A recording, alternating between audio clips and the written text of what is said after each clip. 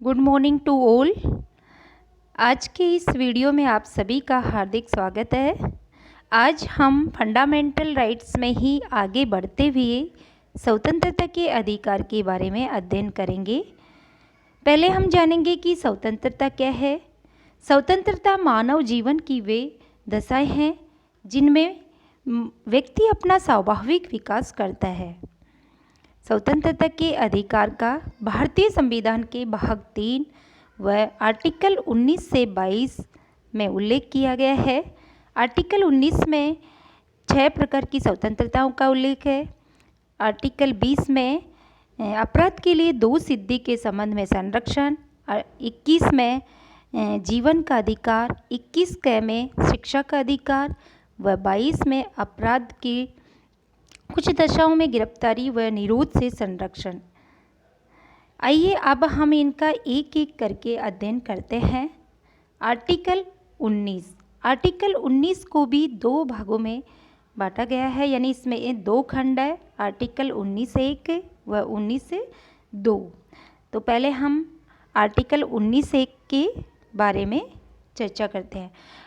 Article 19(1) में जो original constitution था, यानी मूल संविधान में 7 प्रकार की स्वतंत्रताएं नागरिकों को दी गई, लेकिन 44वें संविधान संशोधन के द्वारा 1978 में जो संपत्ति का अधिकार था, यानी संपत्ति बेचने व खरीदने की जो स्वतंत्रता दी गई थी आर्टिकल 19(1)(f) में, उसे वहाँ से हटाकर के 301 में उसका समावेश किया और वह अब विधिक अधिकार है, मौलिक अधिकार ना होकर के विधिक अधिकार है। तो वर्तमान में जो नागरिकों को आर्टिकल 19(1) में 6 प्रकार की स्वतंत्रता ही प्राप्त है।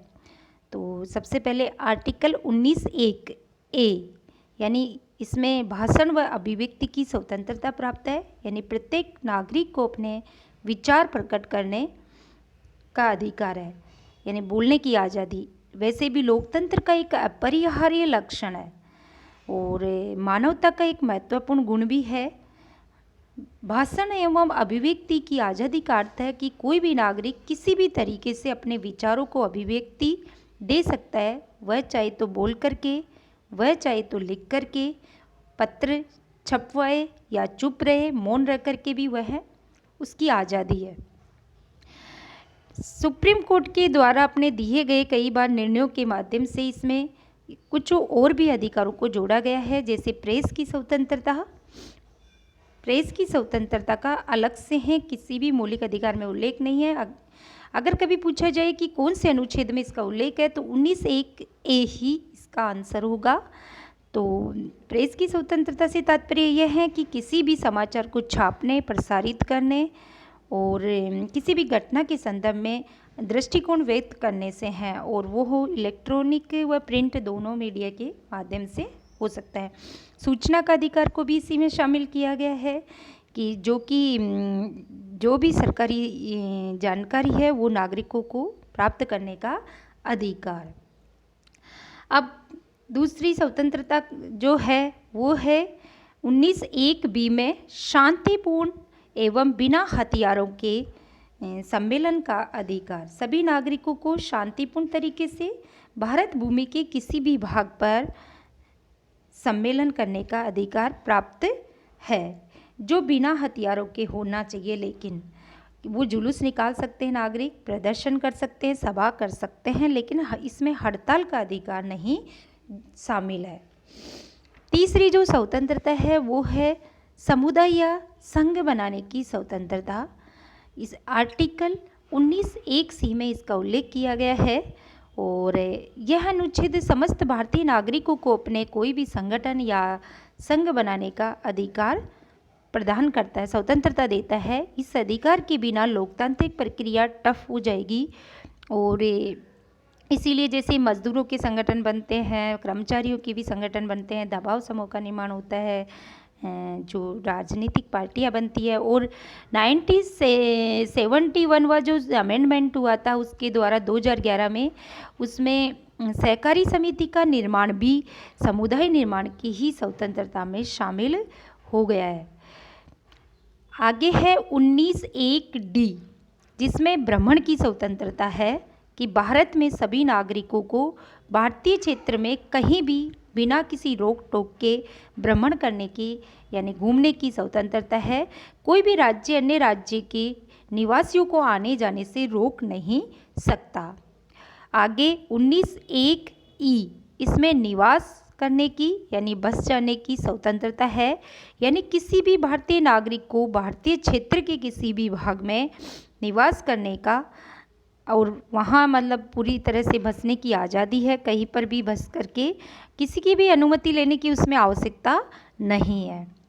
फिर 19(1)(f) में, जो कि पहले ही हम इस पे बता चुकी हूँ कि संपत्ति का अधिकार है, और ये मूल संविधान में था, जिसमें सभी नागरिकों को मतलब भारतीय नागरिकों को संपत्ति अर्जित करने और उसे बेचने की स्वतंत्रता थी। लेकिन 44वें संविधान संशोधन 1978 के तहत इसे समाप्त कर दिया गया है। इसमें नागरिकों को संपत्ति का मूल अधिकार दिया था, लेकिन अब यह अधिकार 300 क में सम्मिलित किया गया है, जो कि आज एक वैधानिक अधिकार है, ना कि मूल अधिकार। व्यवसाय करने का अधिकार 19(1)(g), यानी यह अधिकार भी भारत के प्रत्येक नागरिक को अपनी इच्छानुसार व्यवसाय करने की स्वतंत्रता देता है, कहीं पर भी किसी भी राज्य में जाकर के। तो 19(1)(a) में मतलब 19(1) में 6 प्रकार की स्वतंत्रताओं का उल्लेख है, लेकिन अब 19(1)(2) में उन का उल्लेख है जिनके आधार पर इन स्वतंत्रताओं पर प्रतिबंध लगाया गया। तो इस प्रकार जो प्रतिबंधों का उल्लेख है वो 19(2) से लेकर के 19(6) में उल्लेखित है, और जो प्रतिबंध यानी जो हम ये स्वतंत्रताएं दी गई है वो आत्यंतिक नहीं है, निरपेक्ष नहीं है, यानी इन पर प्रतिबंध लगाया जा सकता है। लेकिन जो प्रतिबंध लगाने के जो आधार है वो है कि भारत की एकता और अखंडता यानी देश की एकता अखंडता बनाए रखने के लिए, राज्य की सुरक्षा के लिए, विदेशी राज्यों की जो साथ जो मित्रतापूर्ण संबंध है उस आधार पर भी इन पर प्रतिबंध लगाया जा सकता है। लोक व्यवस्था एवं सदाचार, न्यायालय की अवमानना यानी न्यायालय का अपमान, मानहानि तथा अपराध को बढ़ावा देने वाले कारकों को प्रतिबंधित किए गया है, यानी इन आधारों पर इस पर प्रतिबंध, इन जो स्वतंत्रताएं दी है इन पर प्रतिबंध लगाया जा सकता है। आगे है 19 आर्टिकल जो 20 है, यानी अपराधों के लिए दोष सिद्धि में संरक्षण का अधिकार। भारतीय संविधान के मूल अधिकारों वाले भाग में किसी भी अपराधी में बंदी व्यक्ति के लिए भी मूल अधिकारों का प्रावधान है। ये अधिकार नागरिकों व विदेशियों दोनों को ही प्राप्त है। इस अनुच्छेद के तहत सभी व्यक्ति को 3 प्रकार के मूल अधिकार दिए गए हैं, यानी जो बंदी बनाए गए व्यक्ति को अधिकार दिए हैं। इसमें पहला जो अधिकार है वो है कि किसी भी व्यक्ति को जिस समय उसने अपराध किया है उस समय जो कानून है उस कानून के तहत ही उसको दंडित किया जा सकता है, बाद में बने हुए कानून के अनुसार नहीं। यानी दूसरे अर्थ में किसी भी व्यक्ति को उस समय विद्यमान विधि के उल्लंघन के आधार पर ही दंडित किया जाएगा, और दंड की मात्रा अपराध से ज़्यादा नहीं होगी जो उस दौरान विधि में उल्लिखित है। इसमें जो दूसरा अधिकार दिया है वो है किसी भी व्यक्ति को एक ही अपराध के लिए केवल एक ही बार सजा दी जाएगी, ना कि दोहरा दंड। तीसरा जो अधिकार है वो है किसी भी व्यक्ति को अपने विरुद्ध गवाही देने के लिए विवश नहीं किया जाएगा। आर्टिकल 21 जो कि बहुत ही इम्पोर्टेंट है, उसमें जीवन के अधिकार का उल्लेख है। यानी आर्टिकल 21 में ये कहा गया है कि किसी भी व्यक्ति को उसके प्राण व दैहिक स्वतंत्रता से विधि द्वारा स्थापित प्रक्रिया से ही वंचित किया जा सकता है, अन्यथा नहीं। बाद में धीरे धीरे इस जो आर्टिकल की सुप्रीम कोर्ट के द्वारा कई जजमेंट के माध्यम से इसमें भी कुछ अधिकार जोड़े गए हैं। इसकी विस्तृत व्याख्या विशद व्याख्या की गई है, और इसमें अब स्वास्थ्य के अधिकार को भी शामिल कर लिया है। आजीविका का अधिकार भी है, स्वच्छ पर्यावरण के अधिकार को भी जोड़ा गया है, निजता का अधिकार जोड़ा गया है, भोजन का अधिकार भी इसमें शामिल है। तो इस तरह और विधि द्वारा स्थापित प्रक्रिया जो कि हम जापान से ली गई थी फ्रेजोलॉजी, लेकिन वर्तमान में अब जो अमेरिका की कानून की उचित प्रक्रिया है उसको भी शामिल, मतलब भारत में अब उसको भी शामिल किया गया है। 21 क में शिक्षा के अधिकार का उल्लेख किया गया है, यानी